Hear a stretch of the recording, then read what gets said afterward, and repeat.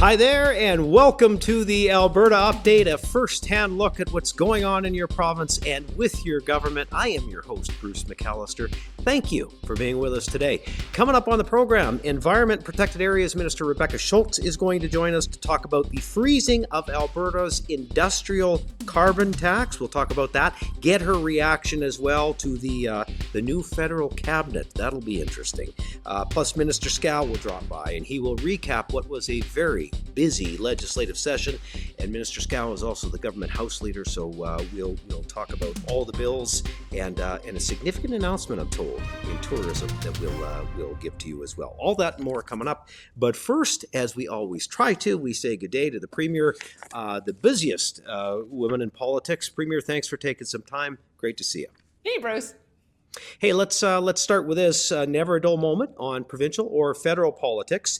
Reaction to the Prime Minister's cabinet. Let me set that up a little bit. So, hearing some positive things out of energy, some concern maybe out of environment, but Stephen Guilbeault demoted in the federal cabinet, yet he still can't seem to help himself in criticizing and misrepresenting Alberta's oil and gas industry. So I heard you say we're going to give Prime Minister Carney 6 months, and I'm sure you will, to see if he's new and changed from his predecessor. What do you think of the cabinet announcements? Well, I can tell you let me start with the positive, as I always try to.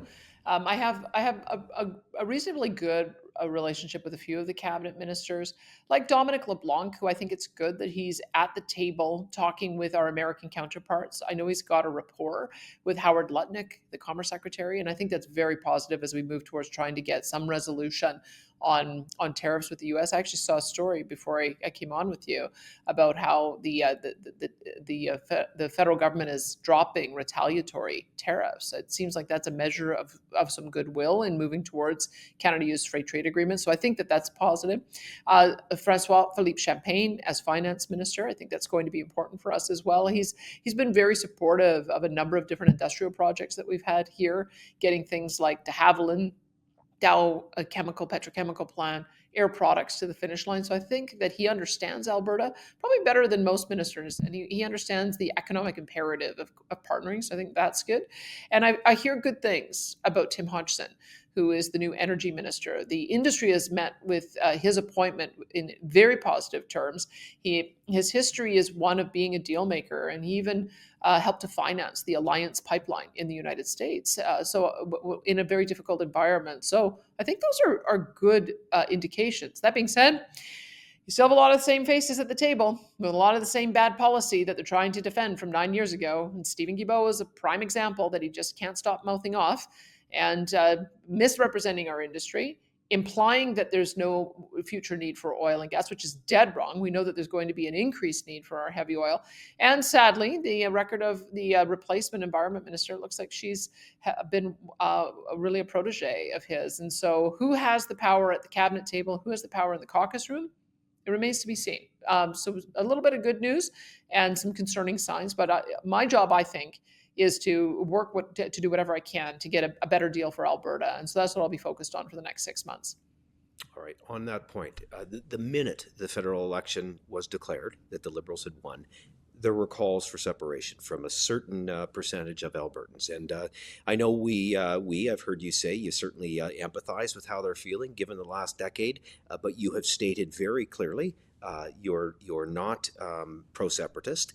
The media often misquotes this, so while we're here together, I want to give you the opportunity to state on record what you're hearing and where you stand. I can tell you I've never seen separatist sentiment this high. I've watched it over the years because it has always been roiling in the background. I think Alberta, the riding of Old Didsbury Three Hills, actually did elect a separatist at one point. Didn't last very long, but that shows you that it has gone up and it has gone down. And this is the highest I've seen it. Anytime you have 36% of the population expressing that sentiment, it can't be ignored. I'm just acknowledging that the frustration exists, but it is also my job, I believe, to make sure that we are able to get a better respect for our Alberta autonomy, sovereignty within a united Canada. That's one of the foundational principles. the party that I represent and the party that I lead, and I think it's my obligation to try to do that. But I don't disagree that people have very good reason to be frustrated, to have lost heart. But I really do want to see if we can make some strides over the next 6 months. I think there has been a bit of a change of approach. And if I'm unsuccessful, then I can only imagine that sentiment is going higher. My job is to make sure it doesn't. My job is to make sure we can cool it down, because we get some respect from Ottawa and we get some of the repealing of the bad laws that have caused so much economic damage to our province. Hey, speaking of that, totally off the cuff here, but you have started a lot of conversations across this country. One of them was on equalization.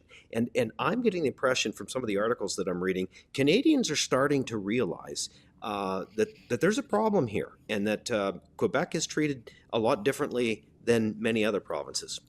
Well, I think one of the things that the equalization referendum that we did, and again, this is why we should trust the people. I think Albertans are pretty intuitive folks, and they chose by 62% to say equalization's broken, we should take it out of the Constitution. Now, we weren't successful on that, but boy, were we successful in starting that national conversation. So what I would say people are now agreeing on is that it is ludicrous for big provinces to get transfers from small provinces. That is, I think, sort of a foundational unfairness in the program. And so what I have led out with is Alberta, BC, Ontario, and Quebec are strong economies. They should be able to support themselves and should have the same equal per capita transfers. You should not be having Saskatchewan and Newfoundland and Labrador overpaying into the federation so money can be transferred to Ontario and Quebec. That just doesn't make any sense. And so if we can start from that point of view of how do we equalize by treating the four big provinces the same, knowing that we probably have to transfer a little bit more to the smaller provinces on occasion because they have a less fiscal capacity and less economies of scale. That seems to be where the conversation is going. BC, Saskatchewan, and Newfoundland have expressed that frustration in the court by filing a lawsuit on the unfairness and trying to get a change there. So with any luck, we might be able to get some movement with this new government. And I'm glad to see that the pundits are now beginning to see just how unreasonable the program is. It just doesn't make sense anymore. Right. Welcome to the conversation. We should say, hey, we've just wrapped up another sitting of the Alberta Legislature. Boy, it was a busy one. So much passed. One of the highlights that I want to ask you about, because I know it was important to you, was the passing of Bill 54, the Elections Amendment Act. That includes the banning of tabulators, making sure that our elections are fair, secure, safe. Speak to the importance of the bill and the amendments concerning First Nations that were passed. Oh, of course. Yeah. I mean, one of the things that we heard after the election is that there were some frustrations that people had with how long it took to get results. And we started digging into what were some of the problems. And some of it was the vote anywhere machines and the tabulators and the long delays in trying to be able to get recounts and not being able to have access to paper ballots to do those recounts. And we just thought, we want people to feel confident in election results. So why don't we do it the old-fashioned way? And remember, the federal government still does things the old-fashioned way. Let's have people vote in their riding in advance polls. Let's have people vote in their riding on election day. Let's have paper ballots and hand counts. Let's make sure that we've got proper ID for people to request a ballot. Those seem to be pretty basic things to support the foundation of our democracy, and so we wanted to make those changes. We had also heard from through our policy process that Albertans were a little frustrated at the high bars that had been set for things like recall and citizen-initiated referenda. So we wanted to have a bar that's high and hard to achieve, but not impossible to achieve. Because if the signature petition limit is so high that it's practically impossible or actually impossible to achieve, then it's not a genuine attempt to hear from the people. So that's why we brought that down. I think there could have been any number of things that people decided to bring forward as the very first initiative. I know people may want to talk about daylight savings again. I know that there are, and that's part of the reason why I don't want to prejudge what Albertans are going to decide. But if they can get a group of their peers to say, yeah, this is important enough, let's vote on it, then we want to be able to respect that. So those are the reasons why we made it. That being said, we already had in the legislation that no initiative coming forward could violate treaty rights or Indigenous rights, but we needed to strengthen that across all pieces of legislation, just so that our Indigenous leaders understood that we are just establishing rules for how we conduct our affairs and how we relate to Ottawa, and it doesn't impact their relationship with Ottawa or their treaty status and the historic rights that they enjoy that are protected under the Charter of Rights and Freedoms. So making that amendment was just reaffirming what we have always believed and how we already maintain our relationship with the Indigenous nations in Alberta. You bet. Thanks for that. Listen, there's a cabinet, a few moves coming in your cabinet. Because of the timing of this show, you can't say what they are, but you can speak to why you're making some moves, the strength of, I guess, your caucus and cabinet, and what you're hoping to accomplish. I can tell you I'm just thrilled that Nathan Cooper, our speaker, has accepted the role of being our envoy in the United States. In the role he's been in, he has built so many relationships with legislators and others over the years, and I think he will be a perfect representative for us, having James Rajat recently depart from that role. So that's why he has moved on, but it created a vacancy, and another longtime legislator and talented parliamentarian in Rick McIver, he was elected to be the speaker, and so that created a vacancy in municipal affairs. I'm very pleased that Rick is going to have this other. I think he's now had every single role in the legislature, and so I'm very pleased to see that this is going to be another way of extending his long and successful career. And so I have to make a decision on a permanent replacement for municipal affairs, and I thought that this was a good opportunity for me to be able to make a few more adjustments. So I think that there's going to be 8 or 9 moves that are happening, and you'll just have to wait a little bit longer to see what those look like. But I'm very pleased to have such bench strength, so much talent to choose from. I'm really confident that these changes are going to assist us with a lot of the refocusing and really get us to drill down on some of the policy changes that need to be implemented. So I'm pretty excited about it. Premier, you were in Stony Plain this week. You were in NISSCU this week. I see your schedule. I know how busy you are. And in the summer months, boy, you really like to get around Alberta. Speak to the importance of that and maybe what you're hearing from Albertans right now. There's going to be a couple of things. Of course, and so at NISSCU, it was their first inaugural energy conference, which is amazing because I know that there was a long period of time where NISSCU was really struggling and and a lot of those service companies were going out of business. And so to have 550 people turn up for a conference, I hope it happens year after year, was amazing. And then in Stony Plain, I think we had over 300 people come out as well to just in a town hall style talk about the things that were on their mind. And as you know, I like to do this through the course of summer when we're not in session. I like to be able to get out to every riding because you can't really tell what's on people's mind and what people are hurting over or what they're concerned about unless you hear from them directly. So I will be doing a lot of that over the summer. And then we'll also be having our Alberta Next panel, very, very soon to be announced, where we're going to, in a formal way, go out and consult with Albertans on what comes next now that we have seen that we have another federal Liberal government. What more do we need to do to make sure that Alberta's autonomy and rights are respected? And so I'm very much looking forward to hearing what Albertans have to say, and it'll be a long summer as we're back in session at the end of October, and I'll be looking forward to seeing what kind of direction Albertans give us through that process. Well, do me a favor and make sure you find some time for that family of yours and a little downtime. Thanks for this. Appreciate you. You bet. Will do. Thanks, Bruce.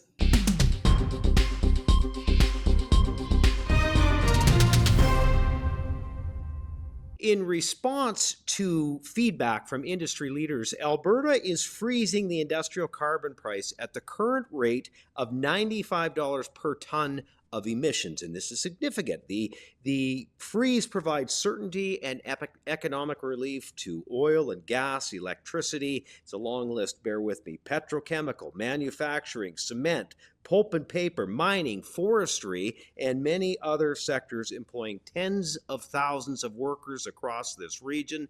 The minister that's been responsible for this and done all the advocating for Albertans is joining us now. That's Minister Rebecca Schulz. So good of you to take some time. I know how busy your schedule has been. Thank you. Yeah, of course. My pleasure. Thanks for having me. Let's start with this one. I've got a lot to ask you about today, but with Alberta freezing this at $95 per ton, that's a federally mandated increase was 100 and set to rise even more. What does this do for certainty for industry? Let's start with that. Yeah, so over the last couple months, we've been out talking to industry about the future of tier. What is working well, what changes they'd like to see, of course, is that regulation is up next year. And one of the things we heard loud and clear is with all of the uncertainty, especially around tariffs and the uncertainty with our major trading partners south of the border, that additional increases to the carbon price risk our competitiveness. Right now, I mean, it's quite a high carbon price. We still pay far more in carbon pricing than the vast majority of countries around the world. However, right now is something that it's maintainable. It keeps us in step with the federal legislation for right now. And so we wouldn't be essentially starting a big argument with Ottawa today. However, increasing it to 110, anything over $100 makes us uncompetitive. We're not interested in that. So what we're saying to the federal government is, look, we're going to hold it at this year's price. We're freezing it indefinitely. We're not going to increase it, but it does give us 6 months as we're still in compliance to have that conversation with the feds, and hopefully they take a more reasonable, rational approach to this, because it's a very different time than at the time that this was brought in. Minister, you well know this is so complicated because or complex. There's so many people weighing in on it. So let me set that up and then ask you a question about it. Mm-hmm. First of all, Mark Carney has said he's going to use this carbon tax. It could very well be increased. Quebec actually pays less. I've heard you and the Premier talking about that. What advice, if you could give any, would you give to the Prime Minister on how to handle this? My advice would be that for a prime minister who campaigned on a strong economy and national unity, to not let the eco-radical, activist environmental agenda prevail like it did over the last 10 years. We have an opportunity right now to do the right thing, of course, for the environment. Other countries around the world are looking to Alberta, British Columbia, and Canada as a whole to deliver the safe, affordable, reliable, and environmentally responsibly produced energy that they need. They see Canadian energy as part of their emission solution. And so, my advice would be to work with provinces, certainly work with Alberta, to find a common sense approach and path forward. What we're saying here is, we can continue to be leaders in energy development, but of course still deliver on our environmental goals, which our industry has been doing for decades. We are leaders in this area. We know we can do it. Let's work with provinces and industry to get this right. 100%. Premier and I spoke about this, Minister, a few minutes ago. I want to ask you about it too. The new federal cabinet. You have a new environment minister to deal with, and everybody is hoping that will be a more positive experience for you than the last one. And that said, Minister Stephen Guilbeault, the former Minister of Environment, has a new portfolio, and he just can't seem to help himself in talking about Alberta and our oil and gas industry. What's your reaction to the cabinet? Yeah, I mean, I would say Prime Minister Carney is out there again talking about energy security, pipelines, yet he left Minister Guilbeault in cabinet, which to me is a massive red flag, especially after how controversial he has been over the last number of years. And then his replacement in the environment file. She worked as his parliamentary secretary. I know she worked on the clean electricity regs, the net zero electricity regs that obviously we believe are completely unreasonable and unconstitutional. But also, she worked on the plastics ban, and she's said that she's opposed to the oil sands industry. So that will be challenging. I think, again, that's definitely a red flag. That said, of course, we want to reset the relationship with Ottawa. I know that we have, somebody from energy and from private sector in the energy portfolio, but the challenge is what we saw over the last, 4 to 10 years was the environment, that activist agenda reigned. Mm-hmm. Yeah, so much there.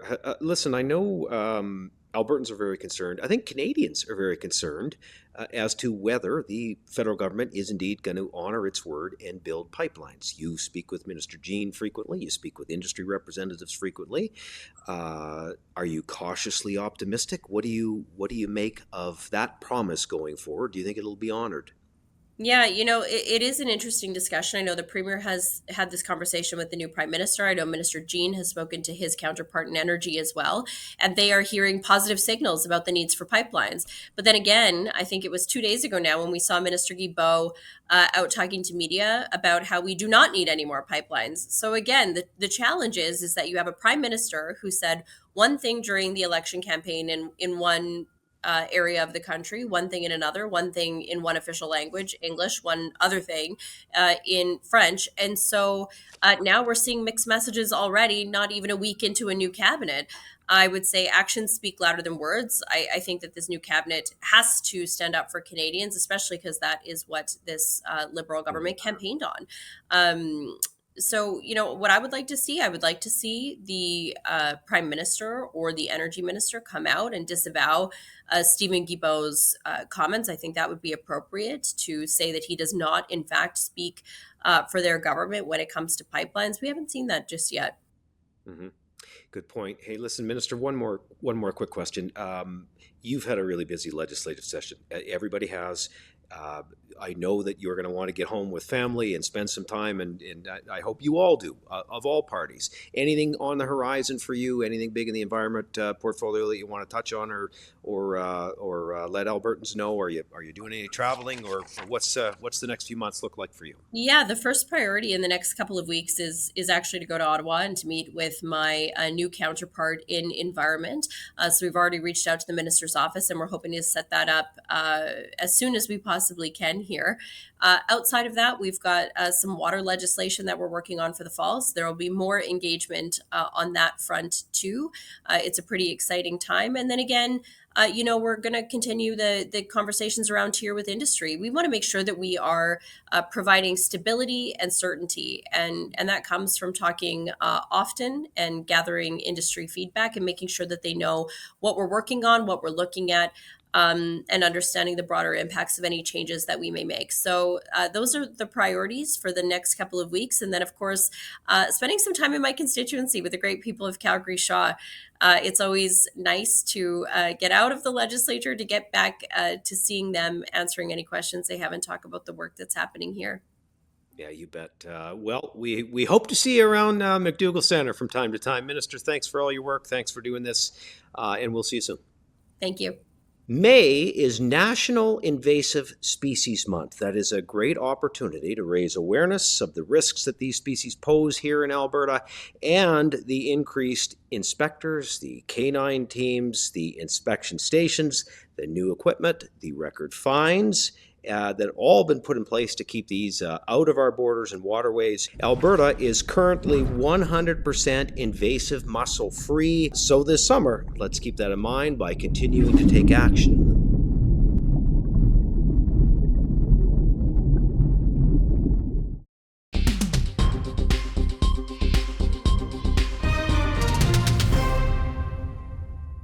This session of the Alberta's legislature is over. Boy, it was a busy one. In addition to the work in the Assembly, the gentleman that's about to join us this session, the government has a huge announcement to make. So doing dual duty is the Minister of Tourism and Sport, and that is Joseph Schow. I don't know if what I said made any sense there, Minister, but nonetheless, we'll work through that, and I'll ask you some questions. How are you? You guys must be running on fumes. Doing well. Yeah, we're pushing through, but grateful to be finished last night and now going to go back to our constituencies and visit with the people who elected us. You bet, and no doubt see your families for a while too. Hey, listen, let's start with a big announcement from your ministry, a huge announcement. Give us some more details on what was announced this week. Sure. Well, earlier this week, we announced the grant recipients for the Major Sporting Events Program that will support 19 national and international sporting events in Alberta. So what $1.2 million, but we see a tremendous economic return for these events, particularly as we want to make sure that we're spreading out some of the love around the entire province. So we're seeing cities Edmonton, Calgary, and rural Alberta are all seeing these events, particularly this weekend and through the end of the month with the volleyball nationals for the youth in Canada. Listen, that is hugely significant, and I think what some people forget is how much the economic spin-off is for the province when these events set up shop here. Can you speak to that, I guess, and how it will benefit Alberta's economy? Sure. Well, every time we bring in a national or international event, it gives us a chance to showcase Alberta's beautiful landscapes, our recreation facilities, our athletes, and of course, our best asset, the people. And while the visitors are here, they shop local, they eat in restaurants, they stay in hotels, and it really benefits the local economy. So, off the top of my head, I know that the Volleyball Nationals that takes place over the month of May, we expect to see over $50 million of economic return to the community. And that's just one event. And so, really, I think for us, showcasing Alberta as a premier destination to host these kinds of events was is one of my biggest mandates as the Minister of Tourism and Sport. Yep, 100%. Minister, just as an aside, my daughter just participated in U14 nationals. It was in Ottawa, so I'd much rather do it here in Alberta. Looking forward to that for sure. I'm going to ask you to switch gears a little bit here. Most people at home may not know, or maybe they do if they're fans of the legislature. You're also the government House Leader, which means you're responsible for a ton during the sitting of the legislature. So 19 pieces of legislation passed. Including the budget, a lot of progress. Can you speak to the session in general, the budget, or any of the other highlights? Certainly. Well, what started in February ended last night. Really grateful for all the work of the government MLAs who came in here and helped us get this legislation through and passed, continuing on the great work we've been doing since we were reelected in 2019, or rather in 2023, after the first election in 2019. A lot of this stuff is really just dedicated to making sure that life in Alberta is affordable, that we're supporting Alberta families where it matters most in their pocketbooks, keeping them safe in the streets, and making sure we have a strong economy. So all of our ministers deserve a ton of credit in their departments for the work they've done. And then, of course, with the steady leadership of the Premier, we're here today. And I think the future is bright for Alberta, and I keep looking forward to next session. But I'm going to take a little bit of time with my family and reacquaint myself with them and my constituents, and make sure we get out and tour in the circuit in the summertime. Yeah, all MLAs of both parties will be doing that for sure. Listen, and well deserved. As government House Leader, your focus is on the business in the Assembly. But I found it interesting in your press conference after the end of the session. One of the things that you talked about was the work done by government outside the four walls of the chamber. How do those two worlds collide for you? Can you put that in perspective for people, Minister? Sure. So we take all the feedback from our constituents and from our stakeholders. We turn those into legislation, and we come here in the legislature and we pass those bills. And then we go back to our constituents and report back to them as the good work we've done on their behalf. So I think as the House Leader, and really all members, but as the House Leader, it's my role is to get these bills in the legislature and shepherd them through the process and then getting them out in a timely manner. And we hear a lot from Albertans about how grateful they are and the work that we've been doing for them. So it's just a really, really great opportunity for me to be part of that legislative process. I'm a bit of a parliamentary procedure nerd, so the shoe fits very well for me. And then when we go back home, I'm able to talk more about it broadly. Hey, speaking of parliamentary procedure nerds, we're about to run a piece on the Speaker, who is leaving us and heading for Washington. Comment on Nathan Cooper before I let you go. Well, I mean, you don't have enough time to say all the good things about him. We only have a very short time here on this show, but suffice to say the province has been enriched and uplifted by his leadership, both as an MLA in opposition and as Speaker when we were in government. Very grateful for his time in the chair and how he shepherded us through both opposition and the government caucus. So just really great things he's done there. And I have no doubt he'll take all that experience and all that vigor for the political life and for making Alberta a better place down to Washington, D.C. We'll be well served with him down south. You bet. Minister, well said. Listen, and enjoy a bit of a break. Reconnect there, as you say. Thanks for this. Thank you very much. Take care. All right, there's the Minister of Tourism and Sport, that is Joseph Schow, who's also the government House Leader, as we discussed. Well, this week was indeed bittersweet for the government of Alberta because after 6 years, the old Didsbury Three Hills MLA Nathan Cooper and the House Speaker announced that he is moving on to Washington. But today that dream comes to an end, for as my time in the chair will only last a few more minutes. I believe that we are at a critical time in our province and in our country with respect to how we interact with the world and with the United States of America. How we do that interaction, I believe, is just as important as what we do to interact. Recently, the Premier asked if I would serve as the senior representative to the United States of America based in Washington, D.C. And I have accepted that offer and consider it a great honor to serve Albertans and Alberta in a new way. Thank you each for your support and trust and respect that you've placed in me and as the Speaker, not just your Speaker, but the people's Speaker. May God bless you. May God bless Alberta. And now, for the very last time, honorable members, we are at orders of the day, orders du jour. Since 2005, Alberta's presence in the U.S. Capitol has helped advance the province's economic objectives with U.S. decision makers. Mr. Cooper, of course, will be drawing on that experience, as Minister Schow just alluded to help service Albertans to the best of his ability. And certainly from a government standpoint, we all wish him well.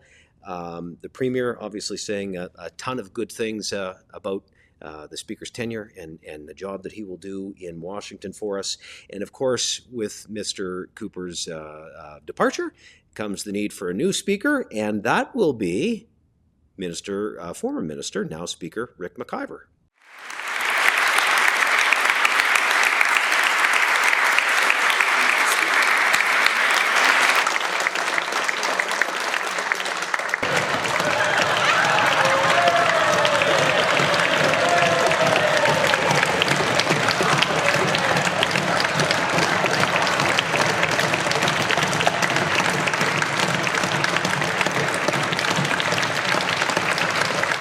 Indeed, the Honourable Rick McIver has been elected as the 15th Speaker of the Legislative Assembly of Alberta, marking a new chapter in the extensive public service career for Mr. McIver, a respected politician. Speaker McIver has represented the people of Calgary-Hays since 2012 and previously served as Minister of Municipal Affairs, Transportation, Infrastructure, and Jobs. Premier Danielle Smith praising McIver's dedication and expressing confidence in his ability to uphold the traditions of the legislature with fairness and respect. We certainly wish him well in his new role. And that does it for this edition of the Alberta Update. It will be our last for a while as we take a bit of a break for a summer period. We'll be here if need be, certainly to do another one. In the meantime, thank you for being with us. You can find us on all of the socials and, of course, on Rumble and YouTube as well. And until next time, enjoy your family and enjoy the spring and summer. We'll see you again soon.